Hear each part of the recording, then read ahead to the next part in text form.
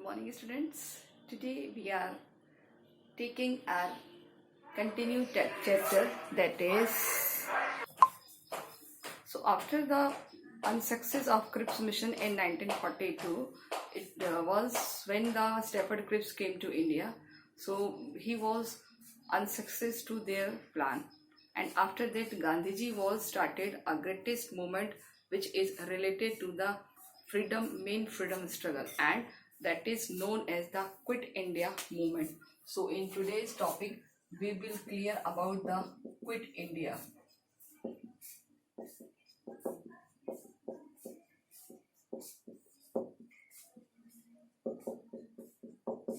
Yes.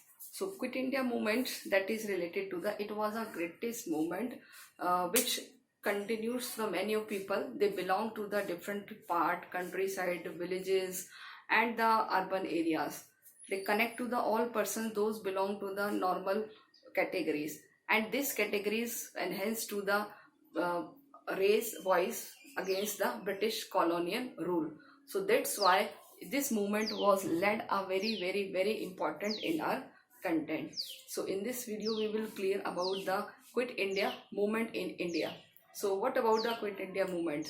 It was started from the 1942. So some glimpse are very important about this video, that is ki, what important thing related to the Quit India movement. So first of all, ki, the failure of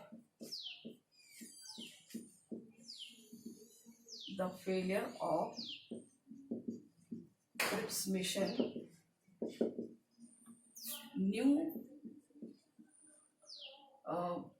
new plans developed by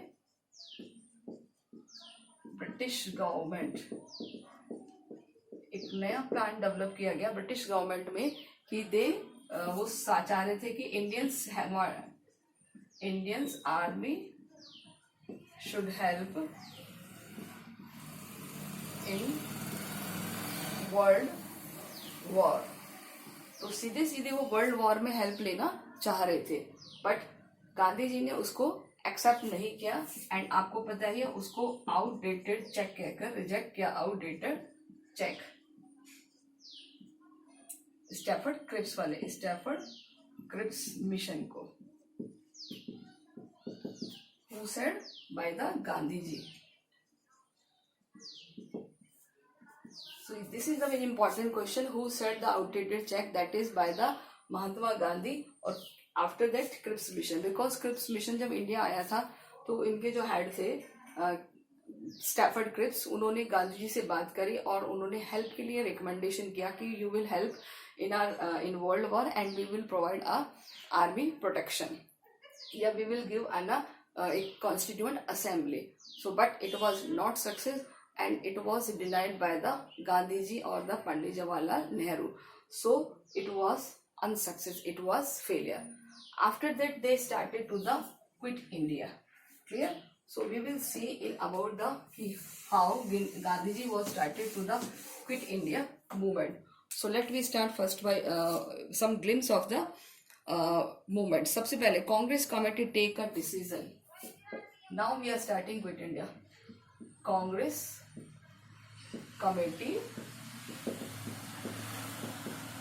taken a decision. देखिए Congress committee ने एक decision लिया है in the Wardha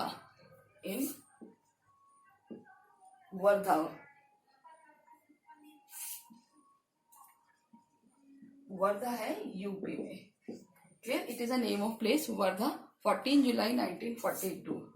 14 July 1942. So this is very important thing कि जब Stafford Cripps unsuccess रहा and then उसके बाद जो गांधी जी और उनकी जो कांग्रेस कमेटी थी उन्होंने एक डिसीजन लिया है वर्धा में 14 जुलाई 1952 को, जिसमें Gandhi propose quit India. Gandhi ji proposed quit India movement. Clear? So यहाँ आपसे क्वेश्चन पुटअप किया जा सकता है कि कौन से मूवमेंट में गांधी जी ने क्विट इंडिया मूवमेंट को प्रपोज किया है. अभी उन्होंने प्रपोज किया है, स्टार्ट नहीं किया है। सो यहाँ पर हमें ये चीज ध्यान देनी होगी कि अभी उन्होंने प्रपोज किया है not to start. So another meeting in Bombay, after that एक और मीटिंग हुई है, another meeting was held in Bombay. एक और मीटिंग हुई है बॉम्बे में, वो हुई है 8 अगस्त 1942। 8 अगस्त 1942। अब देखिए इस मीटिंग में क्या होता है, ये सबसे ज्यादा इंपॉर्टेंट है 8 अगस्त 1952 में, कि in this meeting Gandhi ji give a slogan और do or die. In this meeting Gandhi ji give a slogan that is the do or die। Clear, करो या मरो, करो या मरो। ठीक है, तो यहाँ पर यह आपसे क्वेश्चन पुटअप किया जा सकता है कि गांधी जी ने कौन सा स्लोगन दिया है अब इंडिया को आजाद कराने के लिए। Last slogan that is the do or die. कौन सी कॉन्फ्रेंस में दिया है? बॉम्बे में कॉन्फ्रेंस हुई है 8 अगस्त 1942 को। क्विट इंडिया का प्रपोजल कब रखा है? That is in the Wardha meeting UP 14 जुलाई 1942। अब देखिए गांधी जी के इस स्लोगन से लोगों के अंदर इतना ज्यादा एक एंथुजियाज्म आ गया था। So they want to freedom from the British colonial rule, कि अब उनके इस तेजस्वी भाषण से, कहते हैं ना कि इनकरेज करते हैं लोगों को, तो वो उस भाषण से लोग इतने ज्यादा इनकरेज हुए कि कॉमन पीपल्स तक भी इस मूवमेंट में एड ऑन हो गए थे।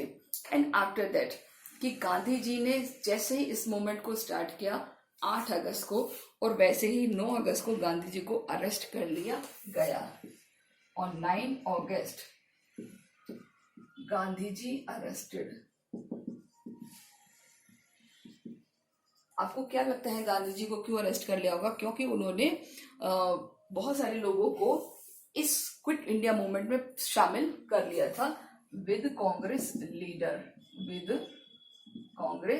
लीडर्स, यानी कि ना केवल गांधी जी बल्कि many of the Congress leaders were arrested by the British government because they want their race against the British colonial rules. Clear? So इस मूवमेंट को गांधी जी ने सबसे लास्ट मूवमेंट क्या है? Gandhi ji call this movement last movement for freedom. यहां पर भी एक क्वेश्चन पुटअप किया जा सकता है कि गांधी जी ने कौन से मूवमेंट को लास्ट मूवमेंट कहा है फ्रीडम के। तो बच्चों ये कुछ इंपॉर्टेंट क्वेश्चन है। ये एक हमारा लॉन्ग क्वेश्चन भी प्रिपेयर हो रहा है, यहाँ हमारे कुछ शॉर्ट क्वेश्चंस भी प्रिपेयर हो रहे हैं।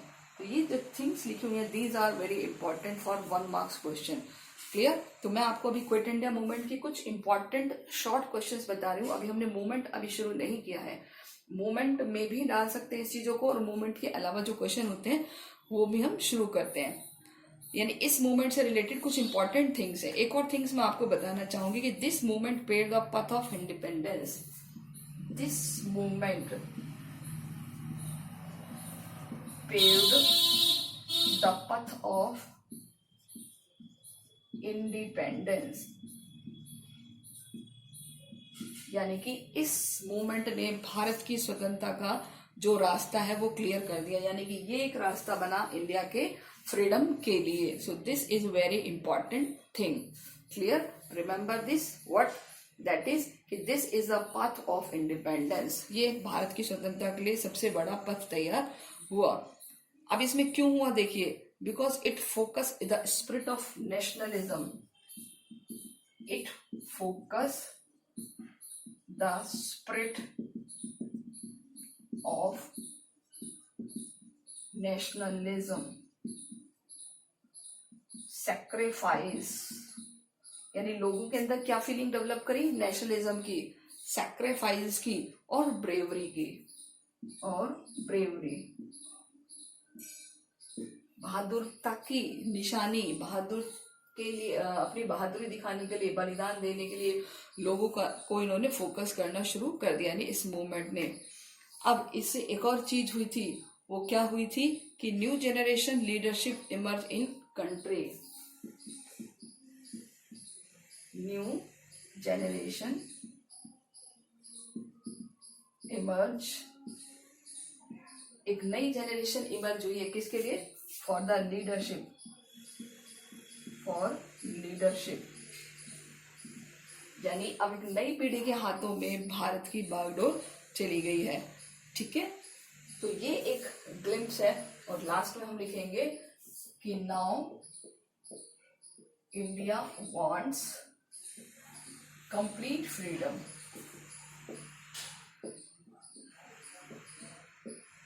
तो अब इंडिया को क्या चाहिए? कंप्लीट फ्रीडम चाहिए, भारत को आज़ादी चाहिए पूर्ण तौर पर ब्रिटिश रूल से। इस मूवमेंट ने यह सिद्ध कर दिया। तो ये कुछ मूवमेंट की झलकियां हैं, ग्लिम्प्स हैं। अभी ये मूवमेंट नहीं है, इस मूवमेंट के बारे में, यानी कि ये सबसे बड़ा मूवमेंट कहा जाता है, the largest movement, largest movement. ठीक है, चाहे हमने नॉन कॉपरेशन पढ़ा, सिविल डिसोबीडियंस पढ़ा, उसमें तो क्या था कि किसी ना किसी तरीके से पर्सन्स को जोड़ा गया, पर्सन्स को ऐड किया गया। लेकिन यहाँ पर तो लोगों ने स्वेच्छा से बिना किसी रिकमेंडेशन के अपने आप को देश के लिए समर्पित कर दिया था। सो that's why this movement create an history in the Indian politics. तो भारतीय राजनीति में इस मूवमेंट ने सबसे ज्यादा योगदान दिया। Clear? So these are the important glimpse for Quit India movement. Now we are taking about the Quit India movement. So it is also given in your book, that is कि ये 1942 में शुरू हुआ था। And one another thing कि Gandhi ji jail गए थे, तो कुछ ऐसे एक्टिविस्ट पर्सन्स थे जिन्होंने बहुत सारी स्ट्राइक्स कर दी थी। एंड उसके अलावा क्या कर दी थी? सैबोटेज। सैबोटेज का मतलब होता है तोड़ फोड़ करना। सैबोटेज यानी कि उसको डिस्ट्रॉय करना, बिल्डिंग्स को डिस्ट्रॉय करना all over the country. So particularly active in the underground like socialist member of the Congress. और बहुत सारे जो ऐसे सोशलिस्ट मेंबर थे उसमें इन्होंने सबसे ज़्यादा उसको आगे बढ़ाया। और इसमें एक सबसे ज़्यादा फेमस पर्सन है, that is the Jayaprakash Narayan. तो ये आपकी सब इम्पोर्टेंट थिंग्स होगी। अब आपको मैं कुछ और बताऊंगी कि कौन कौन से पर्सन है जिन्होंने इसमें सबसे इम्पोर्टेंट रोल प्ले किया है। तो ग्लिम्स आप नोट डाउन कर लेना वीडियो को पॉज करके, कुछ झलकियाँ इस मूवमेंट्स की, कुछ इम्पोर्टेंट बातें इस मूवमेंट की। ओके, नाउ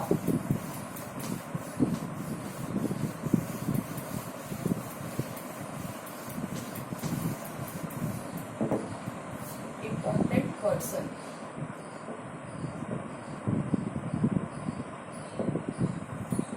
देखिए, वैसे तो इसमें बहुत सारे व्यक्तियों ने, बहुत सारे नेताओं ने, बहुत सारे मूवमेंट के जो रेवोल्यूशनरीज हैं सबने पार्टिसिपेट किया है। लेकिन कुछ ऐसे पर्सन्स हैं जिन्होंने सबसे ज़्यादा इम्पोर्टेंट रोल प्ले किया है। और वो कौन कौन से हैं? तो यहाँ सबसे ज़्यादा आपको जो याद रखने वाली चीज़ है, that is the Jayaprakash Narayan. Jayaprakash Narayan ये थे इसके इम्पोर्टेंट रोल प्ले किया है। क्लियर? यानी कि इन्होंने इसमें सबसे इम्पोर्टेंट रोल प्ले किया है, that is the Jayaprakash Narayan. इसके अलावा है अरुणा आसफ अली। अरुणा आसफ अली, इन्होंने बॉम्बे से अपने मूवमेंट को शुरू किया है। देखिए, हालांकि फीमेल्स तो पहले भी इसमें ऐड हो गई थी, बट अरुणा आसफ अली जो इसकी लीडर थी, इस मूवमेंट की मेन विमेन लीडर थी, जिन्होंने इसको बॉम्बे से शुरू किया है। इसके अलावा जो और पर्सन्स थे उनके नाम कुछ इस तरह से, that is the Ramanand Mishra. Ramanand Mishra. तो यहाँ आपको एक लिस्ट ऐसे बताई जाएगी जिसमें आप उन पर्सन के नाम लिख सकते हो जिन्होंने उस मूवमेंट में रोल प्ले किया है। नेक्स्ट है एस.एन. जोशी। एस.एन. जोशी, क्योंकि किसी भी आंसर को इफेक्टिव बनाने के लिए उसमें सबसे ज़्यादा इम्पोर्टेंट होती है कि कैसे हुआ, कब हुआ। राम मनोहर लोहिया। क्लियर, ML लोहिया भी इन्हें कहते हैं, RM लोहिया। तो ये सारे पर्सन्स हैं सबसे ज़्यादा जिन्होंने इसमें इम्पोर्टेंट रोल प्ले किया है, तो ये आपको याद रखना है। Clear, the make of list of person those who have played important role in the quit India movement. Clear students, अब हम बात करते हैं कि सबसे इम्पोर्टेंट रोल किसका है, that is by the Jayaprakash Narayan. Okay, so this is the important part. देखिए, the quit India was genuinely mass movement. Mass movement कैसे बना, bringing its at the 100 of the 1000 of the ordinary Indians। यानी इन leaders के अलावा अब ये movement कैसा बन गया है, बड़ा ही मास मूवमेंट। मास मूवमेंट का मतलब होता है बड़े ही लार्ज लेवल पर। जैसे मैंने आपको पहले बताया है कि it was a very large level movement. Clear, so it is specially energised the young who are large number of their colleges and to jail. यानी कि बहुत सारे यंग पर्सन्स ने अपने आप को देश के लिए समर्पित कर दिया और वो जेल में चले गए। While the Congress leader while the language in the jail, the Jinnah was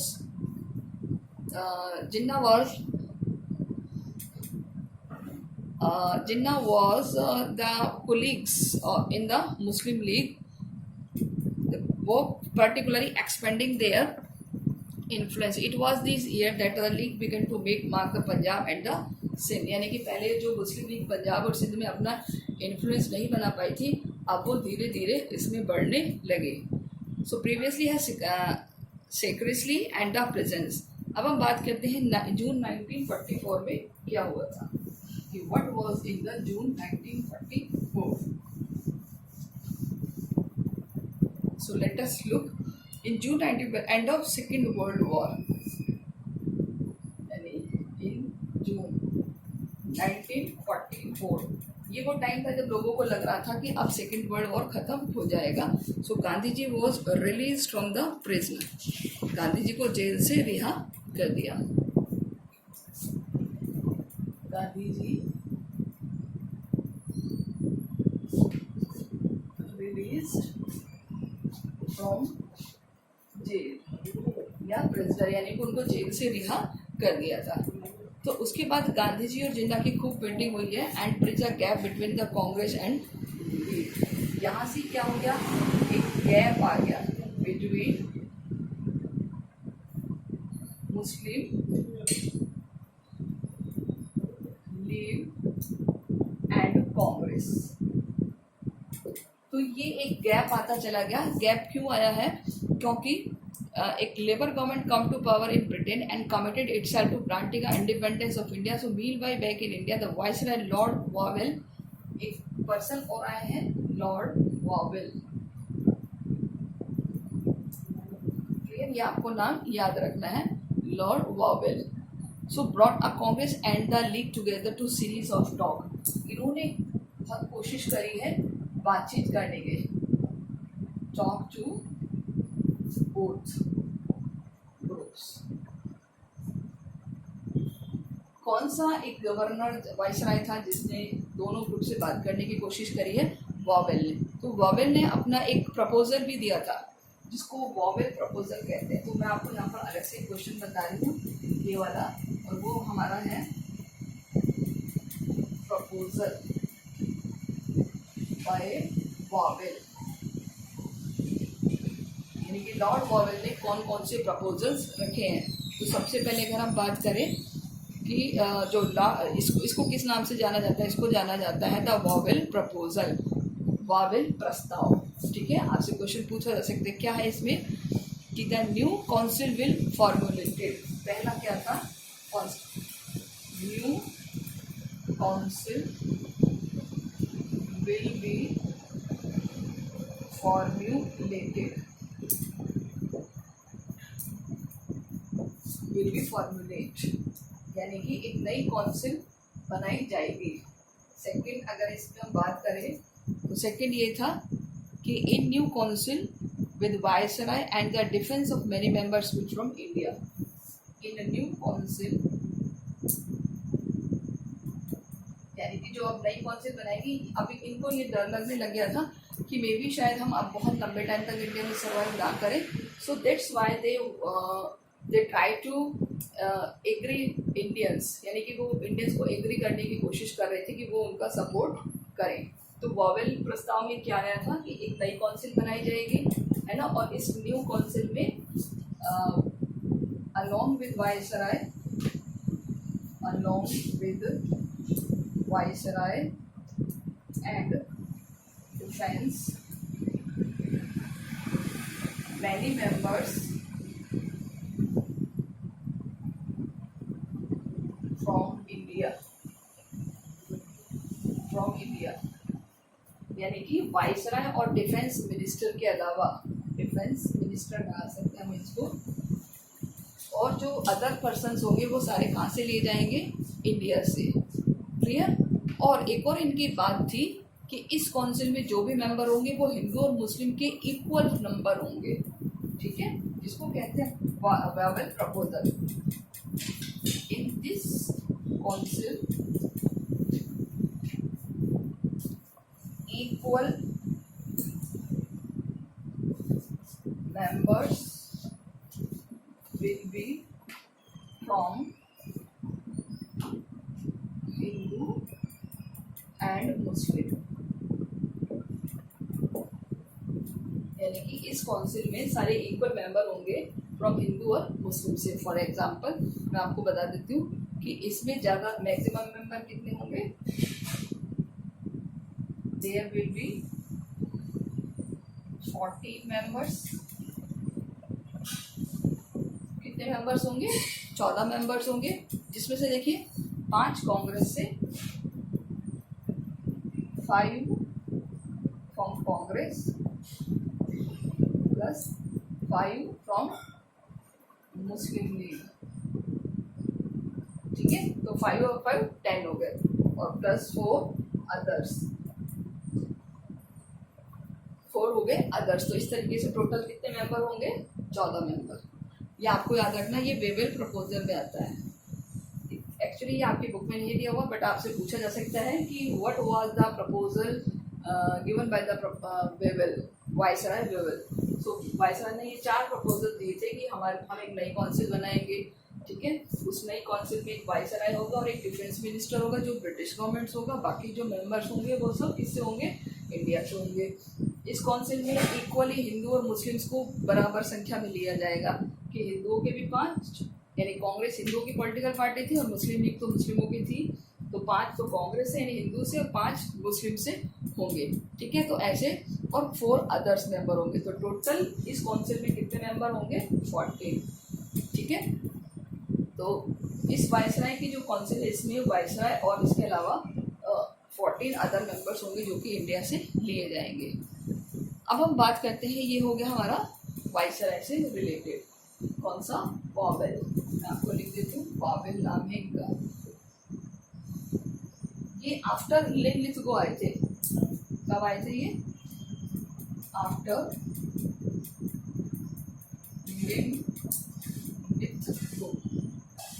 Lithgow वो थे जिन्होंने अगस्त प्रस्ताव दिया था, अगस्त प्रपोजल दिया था, इन्होंने वॉवेल प्रपोजल दिया है। तो आपको ये दोनों याद रखने होंगे, August proposal and vowel proposal. Clear, बहुत इंपॉर्टेंट क्वेश्चन है ये। नाउ कि in the 1946 the fresh elections were held with the provincial legislature. अब इस प्रोविंशियल लेजिस्लेचर में इलेक्शन हुए हैं, है ना। अब इसमें the Congress swept the general category but the seats of specified reserve for the Muslims. जो जनरल कैटेगरी थी उसमें किसको रखा गया था, कांग्रेस को रखा गया था, और मुस्लिम्स की कुछ सीटें रिजर्व थी क्योंकि वो माइनॉरिटीज़ में थे। तो माइनॉरिटीज़ के लिए कुछ सीटें रिजर्व होने के बाद भी दोनों को बराबर से अच्छी जीत मिली थी। The Muslim League won the overwhelming majority. The political polarisation was complete.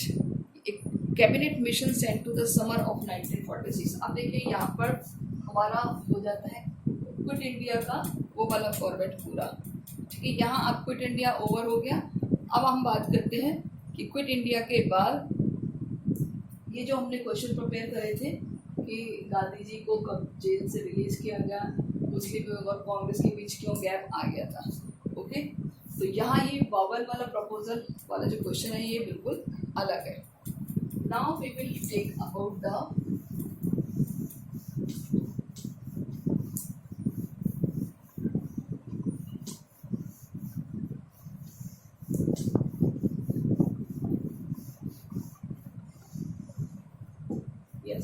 कि कैबिनेट मिशन इंडिया आया है.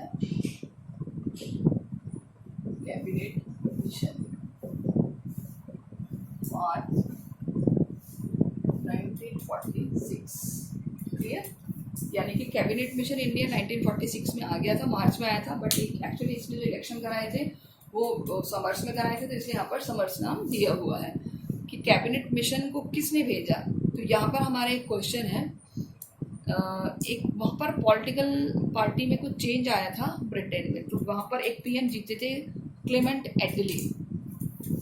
किसने भेजा था.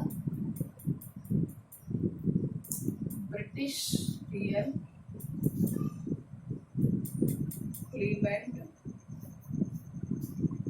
क्लेमेंट एटली.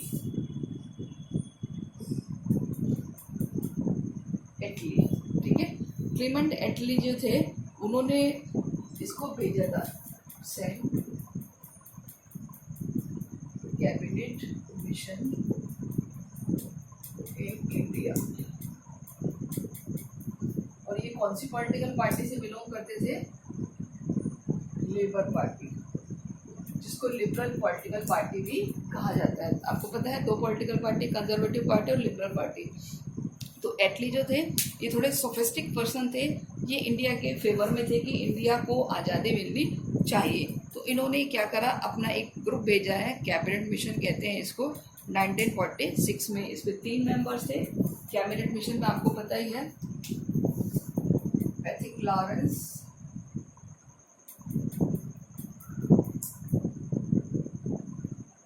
A.V. अलेक्जेंडर और स्टैफर्ड क्रिप्स. ठीक है, ये इसके हेड थे.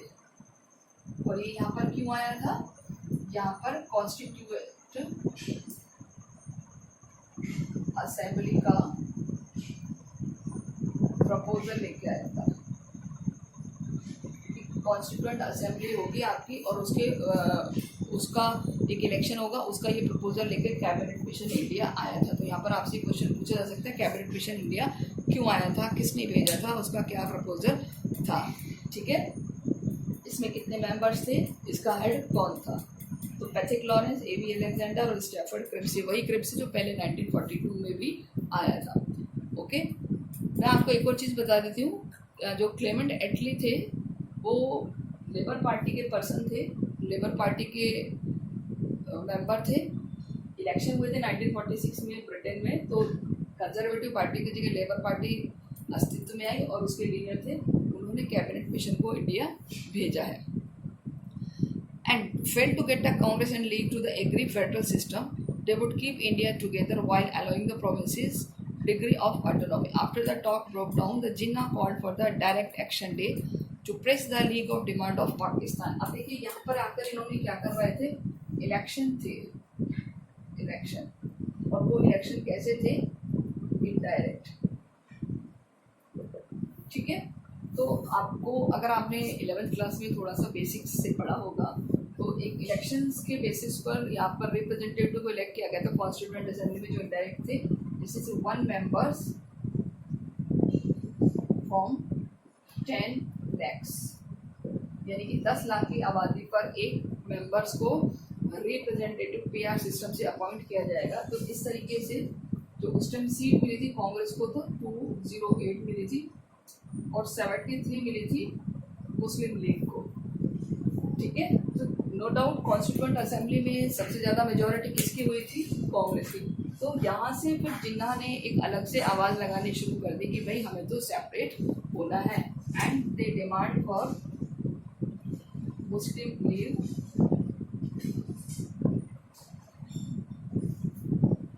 कि जो जिन्ना थे डिमांड फॉर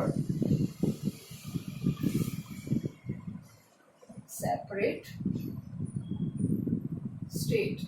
यानी कि एक अलग से हमारा एक सेपरेट स्टेट होना चाहिए। इसीलिए उन्होंने क्या लगाया था कि डायरेक्ट एक्शन डे होना चाहिए, डायरेक्ट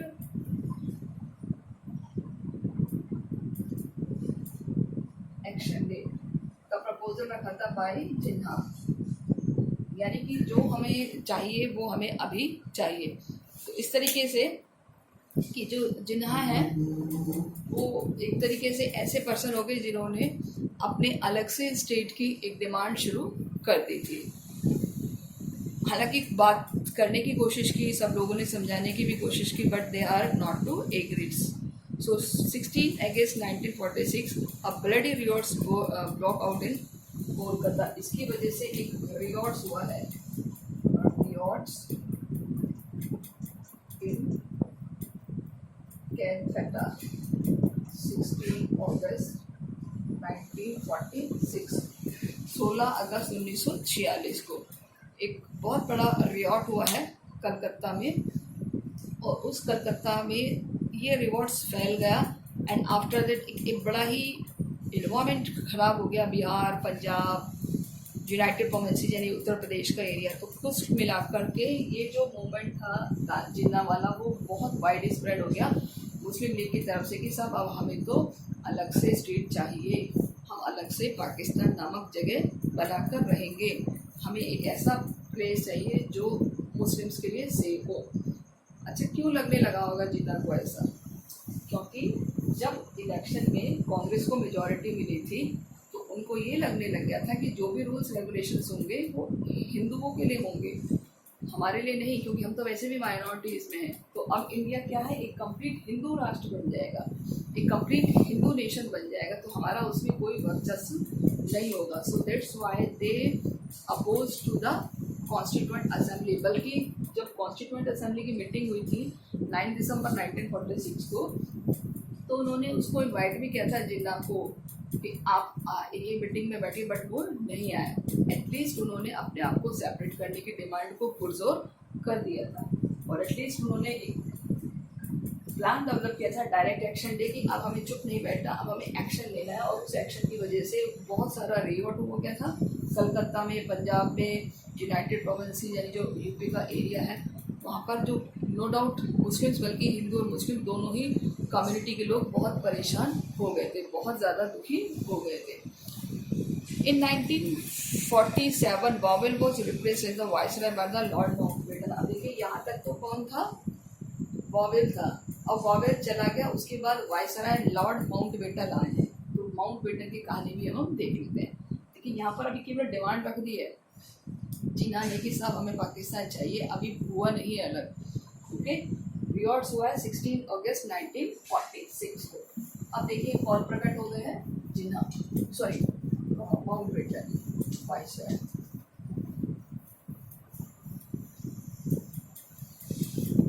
कौन से ईयर में आए हैं? Feb 1947, Feb 1947। New viceroy of India Lord Mountbatten.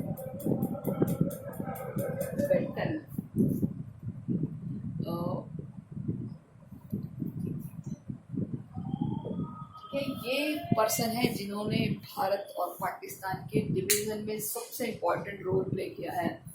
Mountbatten, मन बांटन, मन को बांट दिया हिंदुओं और मुस्लिम्स के, और इन्होंने ही भारत के दो टुकड़े करने में सबसे इम्पोर्टेंट रोल प्ले किया है। जैसे कि देखो नाम से पता चल रहा है माउंटबेटन, माउंट मतलब मन, बेटन मतलब बांट दिया, बांटना, कि हमारे मन को बांट दिया, हमारा जो हिंदू और मुस्लिम्स का मन था उसको बिल्कुल ही इन्होंने डिवाइड कर दिया। ठीक है, तो आपको पता ही है 3 जून 1947 को पाकिस्तान को अलग कर दिया था। मैं आपको अलग से यहाँ पर लिख देती हूँ, 3 जून 1947 डिक्लेयर्ड सेपरेट पाकिस्तान। यानी माउंटबेटन ने डिक्लेयर कर दिया था 3 जून 1947 को कि आज से भारत और पाकिस्तान अलग है। वैसे ऑफिशियली ये 14 और 15 को हुआ है, 14 को पाकिस्तान अपना इंडिपेंडेंस डे मनाता है और 15 को इंडिया अपना इंडिपेंडेंस डे मनाता है। लेकिन ये डिक्लेयर कर दिया था bye the lord Mountbatten in the 3 जून 1947। देखिए फैब में तो आए हैं ये महाराज, और उसके बाद इन्होंने जून में ये काम कर दिया था, क्योंकि बहुत सारी मजबूरी भी थी कि गांधी और अदर नेता वल्लभ भाई पटेल बहुत समझा रहे थे जिन्हों को कि भी ऐसे डिवीज़न मत करो, बट वो नहीं मान रहे थे। एटलीस्ट क्या हुआ कि उन्होंने उस डिमांड को, उस गांधी क्या बोलते हैं, पाकिस्तान नामक एक जगह को अलग से बनाने के लिए जिद पकड़ ली थी कि सब मुझे तो पाकिस्तान चाहिए ही चाहिए। और इस तरीके से उनकी वो डिमांड बहुत हद तक मुस्लिम्स कम्युनिटी के फेवर में थी कि वो एक ऐसा राष्ट्र चाहते थे, एक ऐसा नेशन चाहते थे जिसमें मुस्लिम कम्युनिटीज़ का सबसे ज़्यादा वेलफेयर हो। उनको लग रहा था कि कहीं ना कहीं अब इंडिया में मुस्लिम सेफ नहीं है, उनके साथ डिस्क्रिमिनेशन किया जाएगा, और ये करवाने वाले भी थे ब्रिटिशर्स। ठीक है, तो एटलीस्ट बहुत सारी टॉक भी हुई थी माउंटबेटन को ने भी, गांधी जी ने भी इसको, और लास्ट राउंड ऑफ टॉक का है कि अब हम एक लास्ट बात करते हैं। माउंटबेटन ने कहा था लेकिन नहीं हुआ। इसके लिए ये लंदन भी गए थे,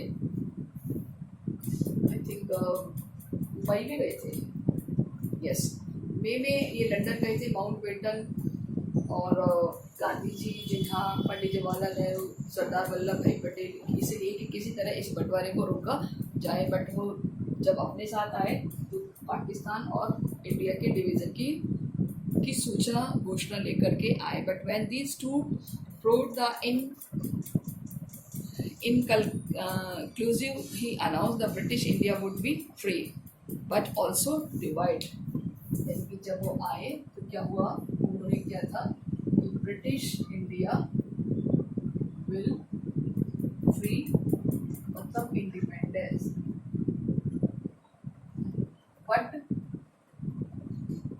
विद डिवीजन। यानी कि लेकिन क्या होगा, डिवीजन होगा, डिवाइड होगा। The formal transition of power was fix to the 15 August, और ये डिसाइड कर दिया था कि 15 अगस्त को हम क्या सेलिब्रेट करेंगे as a independence day. Formally 14 को पाकिस्तान का था और 15 को इंडिया का। When they take camp was to celebrate August of the different part of India. In Delhi there was a prolonged applauses मतलब तालियों से, करतब ध्वनि से बहुत ज़्यादा इस डे का स्वागत किया गया, क्योंकि बहुत लंबे प्रयास के बाद हमें ये आज़ादी मिली थी। When the President of Constituent Assembly began to meeting the invoking the father of nation of महात्मा मोहनदास करमचंद गांधी। यानी कि जब कॉन्स्टिट्यूएंट असेंबली शुरू हुआ था तो फादर ऑफ नेशन कहा था इसको महात्मा गांधी को। ठीक है, और काफ़ी जोरदार तरीके से जय भी बोली गई थी। ठीक है, तो यहाँ हमें एक क्वेश्चन प्रिपेयर करना होगा कि जब संविधान सभा में फादर ऑफ नेशन का डेजिग्नेशन कहाँ मिला है, फादर ऑफ नेशन। देखिए महात्मा तो उनको वहाँ बोला था चंद्रसेन, ठीक है, जब उन्होंने साउथ अफ्रीका से मूवमेंट किया था। यहाँ पर इनको फादर ऑफ नेशन यानी राष्ट्रपिता,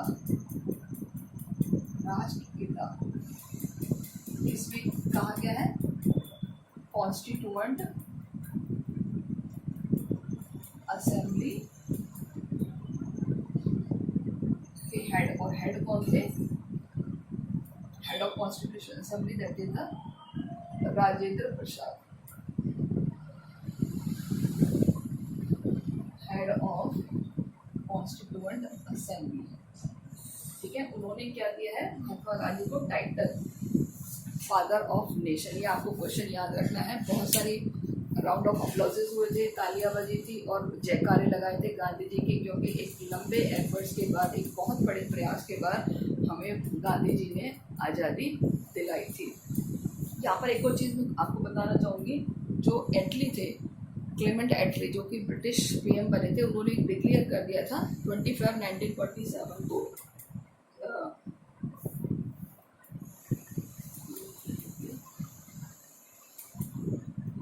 यस क्लियर कर दिया था कि अब हमें बहुत ज़्यादा दिन तक इंडिया में नहीं रहना पड़ेगा और हम बहुत जल्दी यानी जून 1948 को हम अपना बोरिया बिस्तर बांध करके वापस कहाँ चले जाएंगे, लंदन, वापस इंग्लैंड शिफ्ट हो जाएंगे।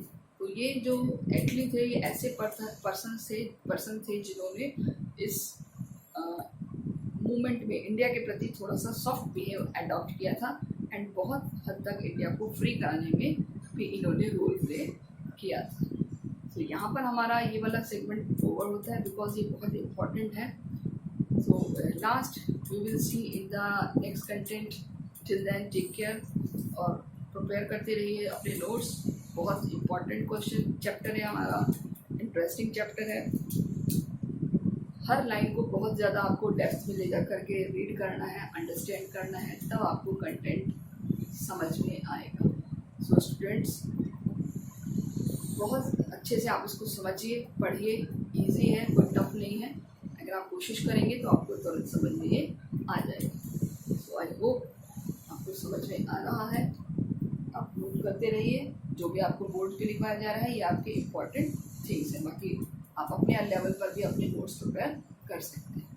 Okay students, take care, good bye.